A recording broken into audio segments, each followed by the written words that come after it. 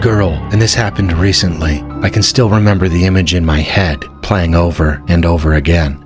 I live in an apartment complex on the 3rd floor. I don't usually get visitors, and when I do, it's just my aunties and cousins coming over. On this particular day, I was lying on my bed, watching YouTube as usual.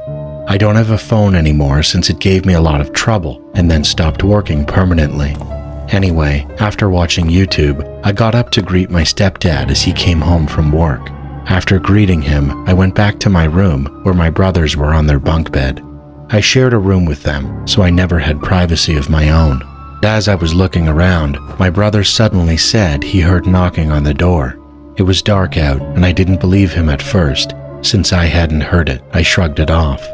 But then, I heard the knock. My brother got up, but I told him to sit back down on the bed. I'm the oldest, and I didn't want my younger brothers opening doors for strangers. I walked up to the door. There was a chair right next to it. For some reason, I didn't want the person knocking to know anyone was home. So I didn't move the chair in front of the door to look through the peephole. Instead, I climbed onto the chair, leaning close, almost falling as I tilted my body to look. And that's when the fear hit me. I won't forget what I saw through the peephole. It was a masked man wearing a blue raincoat, almost like some kind of government worker. He was standing slightly slanted to the side, but what terrified me most was the gun. He held it right up to the peephole, almost as if he wanted whoever was looking to see it.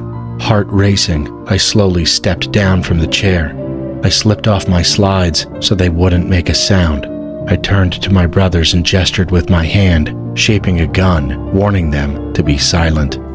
I quickly shut off all the lights and ran into my stepdad's room to tell him what I had just seen. What made it worse was that right before the man came, the electricity went out, and the internet too. That made it feel even scarier. My brothers ended up coming into my stepdad's room as well. We used the flashlight on his phone since the ceiling light in his room didn't work. The knocking continued. My stepdad wanted to check the peephole himself, but I wouldn't let him. I was too scared that even the slightest sound would give us away. We stayed in the room for over an hour. Eventually, it seemed like the man had left because we heard a little boy and his parents walking into their apartment on our floor. We could also hear kids playing downstairs on the 1st floor. That was when I finally called my mom and asked if we could go to my aunt's house. Without telling her what had happened, we left in a hurry.